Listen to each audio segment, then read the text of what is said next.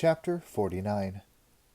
Watching the fake preacher, Will noticed that, as he called for Alcaius to show a sign to the congregation, he glanced up at the jumble of rocks at the rear of the cavern, to a spot some 20 meters from the tunnel entrance where Will and the others crouched, concealed by the shadows. Following the direction of his eyes now, Will saw a flicker of movement.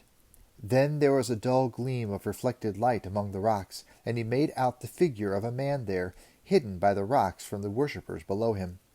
He nudged Halt and pointed. As the older ranger looked, a sudden ball of light seemed to sweep across the cavern's wall behind the altar where Tennyson was standing. There was a quick collective gasp of surprise from those among the crowd who had noticed it, and a low buzz of excited conversation.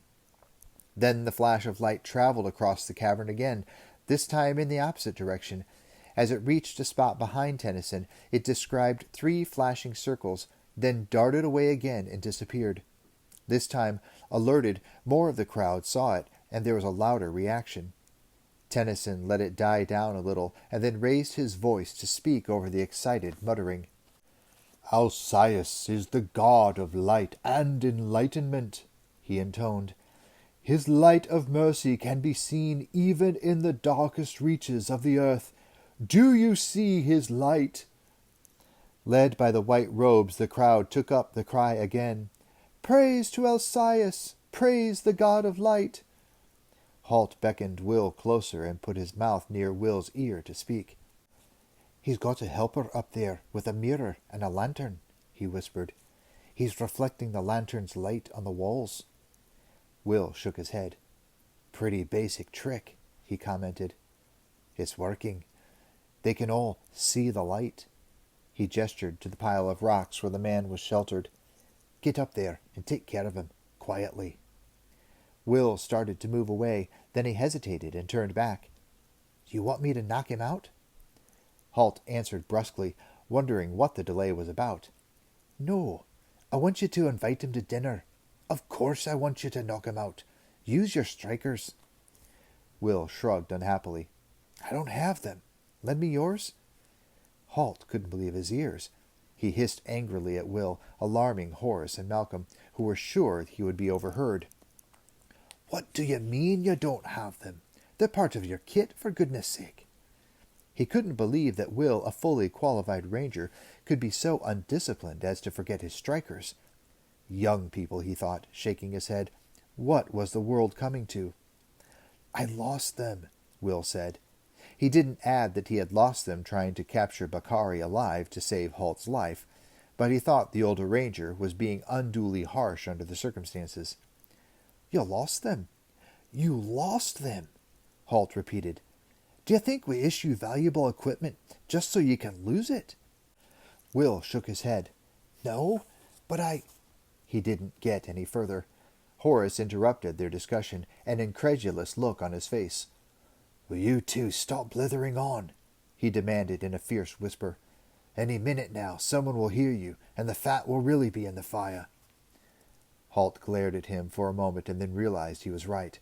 He thrust his hand into an inside pocket and retrieved one of his own strikers, which he shoved into Will's hand. "Here, take this, and don't lose it." On the altar, Tennyson was again exhorting the crowd to call upon Alcaius to show them another sign. There was a quick flash of light across the cave, followed by more cries of surprise and wonder. Watching carefully, Halt could see Will's dark shape climbing the rock pile, seeming to flow upward across the jumble of boulders like a giant spider. He reached the spot where Tennyson's helper crouched with his lantern and mirror and paused, concealed from the man, a meter or so below his hiding place. "Show us your light again, Alcaius," Tennyson cried. "Let these people know they are worthy of you." Halt saw the crouching figure at the lantern move slightly, preparing to send another flash of light across the cavern. Then Will rose behind him. The young ranger's arm went up, then down as he crashed the brass striker into the man's head, behind the ear. Tennyson's disciple slumped forward without a sound. Will turned to Halt and gave him a thumbs up. Halt waved acknowledgment and then gestured for Will to remain where he was. It was a good tactical position, with a clear overview of the cavern, but concealed from those below him. "Alcaius!" Tennyson called, a little louder with a slight edge in his voice. "Let us see your light." Hidden among the rocks, Will raised the polished metal mirror the man had been using as a reflector and pointed to it, looking interrogatively to Halt. "Did the senior ranger want him to send the light flashing across the cavern?" the jester said. Halt shook his head. He had another idea in mind, and this seemed to be a perfect opportunity to put it into effect. "Alcæus, we need to see your light," Tennyson called. It was more of a command than a prayer, Halt thought. The people in the congregation were beginning to look restless. Halt leaned close to Malcolm and indicated a large boulder a few meters away on their left. "I'm going to move over to that boulder," he said. "When I call out to Tennyson, lob one of your mud balls in front of me." Malcolm nodded his understanding. He crouched gingerly and set down the wooden case and opened the lid. Halt slid through the shadows to the boulder he had indicated. Malcolm took out one of the balls of the case, closed the lid, and stood upright again. He made eye contact with Halt, and the ranger nodded to him. Malcolm saw Halt discard his cloak and don the leather circlet that Horace had made up, a replica of the crown of Clonmel. Using his fingers, he roughly combed his hair to either side, parting it in the middle and holding it in place with a leather hoop. Malcolm readied the ball for an underarm toss. At that moment, Tennyson chose to implore Alcæus once more. "Alcæus, show us a sign! We beg you!" Halt took a deep breath, then shouted in a voice that rang through the cavern, waking the echoes. "Tennyson! Tennyson! You are a fake and a liar!" Heads turned, seeing the source of the words. As they did, Malcolm tossed the ball underarm, lobbing it high in the air to land at a spot just in front of Halt. The sand covering the cavern floor was relatively soft, but the ball came down from a considerable height, and as Malcolm had pointed out, it was extremely volatile. There was a loud bang, followed by a giant cloud of yellow-brown smoke. A trickle of sand and pebbles, loosened by the vibrations set up by the explosion, slithered down from the ceiling of the cave. Then Halt stepped forward, passing through the cloud, and people gasped as he appeared to materialize out of the smoke. "Tennyson, your god is false, and you are a liar!" Tennyson was completely startled by this turn of events. He peered through the smoky interior of the cavern to see the slight figure standing at the rear of the cave. He took in the hair, parted in the middle, held back from the face by the simple leather circlet and neatly trimmed beard. Suddenly, with a rush of fear, he knew who this was. "You!" he cried before he could stop himself. "But you're dead! He stopped just a little too late. "You killed me," said the figure. "Yes, you did, but I've come back, and I want my revenge." "No!" Tennyson cried, holding up one hand as if to ward off the apparition before him. Taken by surprise, he was completely unnerved by the sight of the man he believed to be dead. He knew to be dead. "Say my name, Tennyson. Say my name that I may spare you," Halt demanded. It can't be you," Tennyson shouted. But the doubt was obvious in his voice. Aside from one brief meeting, he had never seen Halt at close quarters, and then the ranger's hair and beard had been long and unkempt. But he knew Ferris when he saw him, and the voice, with its distinctive Hibernian accent, was instantly recognizable. And he knew Ferris was dead. The Genevesian assassin had assured him of the fact. He had shot Ferris from behind with a poisoned crossbow bolt. There was no possibility that the king could have survived, yet here he was, calling for revenge. And there was only one way that could have happened. Ferris had returned from beyond the grave. Halt moved forward, forcing his way through the assembled worshippers. They moved back from him, clearing a path as they sensed Tennyson's uncertainty and fear. "Say my name," Halt demanded. As he advanced, Tennyson drew back a few paces. He glanced desperately at one of his white robes, a heavily built thug armed with a spiked mace. "Stop him!" he cried, his voice breaking in fear. His henchman started forward, the mace rising in his right hand. Then his face contorted with pain as his right leg collapsed underneath him. The weapon dropped from his hand, and he fell awkwardly to the sand, clutching at the arrow that had suddenly appeared in his thigh. "Good boy, Will," Halt muttered to himself. The people around him whispered fearfully and drew back farther. In the dim light of the cavern, none of them had seen the arrow in flight, and only a few of them could see it now. All they knew was that the white robe had suddenly been struck down in agony. Tennyson saw the arrow, and now he knew a new fear. The next one could well be aimed at him. And he knew that those mysterious cloaked archers who had dogged his steps from Dunkilty and through Celtica very rarely missed their target.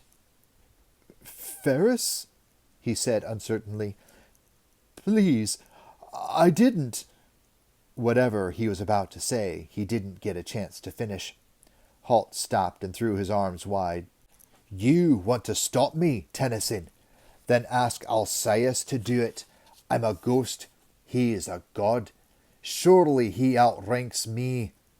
His voice was heavy with sarcasm. "So, come on. Let's ask Alcæus to stop me in my tracks. Ask him to smite me with lightning. Go ahead." Tennyson could do no such thing, of course. He hesitated, looking to his white robes, but they weren't eager to come forward, having seen their companion struck down by an arrow out of the darkness. In addition, those who followed Tennyson from Hibernia had seen Ferris before, and surely this was him, standing before them in the cavern, challenging Tennyson. "You won't ask him?" Halt said. "Well, I'll do it for you. Come on, Alcæus. You're a fake and a fraud, and you don't exist. Prove me wrong and strike me down." A frightened ripple ran through the crowd, and those nearest Halt shrank back farther, half fearful that Alcæus might in fact strike him with a bolt of lightning. But, as nothing happened, as there was no answer to his blasphemous challenge, they began to look suspiciously toward the prophet who had come among them preaching the word of Alcæus. They began to mutter among themselves. The atmosphere in the cavern was suddenly thick with suspicion. Sensing that the moment was right, Halt addressed them directly now, turning his back on the heavy-set figure at the altar. "If Alcæus is real, let him strike me now. Let him show his power. Tennyson has told you that Alcæus can protect you from the bandits who are attacking your homes and villages. How can he do that if he can't even answer a simple challenge like this?" He looked up at the roof of the cavern. "Come on, Alcæus, let's hear from you. Strike me down. Flash your light at me. Do something. Anything." An expectant hush fell over the people in the cavern. They waited, but nothing happened. Finally, Halt shook his head and looked around the people watching him. He dropped the thick Hibernian brogue he had been using and spoke in his normal voice. "People of Araluan, you've seen for yourself that this so-called god has no real power. That's because he isn't a real god. He's a fake. And that man," he said, jerking a thumb in Tennyson's direction, "is a fraud and a thief and a murderer. He murdered the king of Hibernia, King Ferris, who, coincidentally, looks a lot like me. You heard him call me Ferris. You saw how terrified he was when he thought that I was Ferris, back from the grave. Why would he feel that way if he hadn't been the one who killed Ferris?" Tennyson, who had been cowering before what he believed to be a ghost, slowly drew himself up, leaning forward to look more closely, realizing finally that he had been tricked. He could see that Halt's words were reaching the people gathered in the cavern, slowly turning them against him. "He's told you that he's here to protect you from the bandits who are raiding in the area. He hasn't told you that those bandits are actually working hand in glove with him. And he's asked you for gold and jewelry to build his altar, hasn't he?" He looked at the faces around him. Heads nodded in confirmation. Then the confusion and doubt on their faces slowly began to give way to suspicion and anger. "Take a closer look at that altar, and you'll see it's plain wood, coated with a thin layer of gold. And the jewels are fake. The real gold and jewels are in Tennyson's saddlebags, ready for the day when he and his friends slip away with them. "He's lying!" Tennyson suddenly found his voice. The stranger had admitted that he was no ghost, and Tennyson's confidence began to return. He knew he could sway a mob when it came to a contest of words. After all, this person was a nobody, a non-entity. "He's lying. Alcæus has protected you. You know that. Now this stranger comes among you and blasphemes the god and accuses me. You know me. You know Alcæus. But who is he? A stranger, a wanderer, a vagabond." "A king's ranger," Halt interrupted, and there was a further buzz of interest from the crowd. He reached into his shirt and pulled the silver oak leaf on its chain, showing it to the people closest to him. They craned forward to look and then confirmed the fact to those farther away. Tennyson watched the reaction, puzzled. But this wasn't Hibernia, where rangers were unknown and had no status. This was Araluan, where everyone knew of the Ranger Corps. In Araluan, some people might be nervous around rangers, but everyone respected them and knew they were the principal protectors of the king's peace. "My name is Halt," Halt continued, raising his voice. If the news that he was a ranger had caused a stir, the name Halt had a more far-reaching effect. Halt was famous throughout the kingdom. He was a legend. Those who pulled back from him when he first challenged Alcæus now began to crowd in to get a closer look at him. Halt decided to up the ante a little. He pointed to the jumble of rocks where Will was concealed. "And up there is another ranger you may have heard of, Will Treaty." Heads turned, and Will rose slowly from his position in the rocks. They could see the well-known ranger cloak and cowl and the unmistakable longbow, favored weapon of the Ranger Corps. He pushed the cowl back now so they could see his face in the dim light. If people had shown interest at Halt's name, it was redoubled when he mentioned Will. They weren't all that far from Massendaw, where Will had defeated a Scotty invasion. Halt might be a national legend, but Will Treaty was a local hero. "We've been trailing this man," Halt indicated Tennyson once more, "for months. He murdered King Ferris, king of Clonmel. He stole from the people of Hibernia and fled to Picta. Now he's here to steal from you, he and his cohorts who are here before him. Chances are they've already killed friends and neighbors of yours." Again there was an angry reaction from the crowd. People had been killed by the bandit group that worked in parallel with the Outsiders cult. Now those present began to realize who had really been responsible. "You've been tricked," Halt told them after the angry muttering had died down. "And we're here to take Tennyson and his gang into custody. But first, I wanted to prove to you that Tennyson is a fraud and that Alcæus, the god he pretends to worship, is a fake. If you choose to stand by him, well and good. But if not, I'll give you this chance to leave now. Turn your back on him and get out."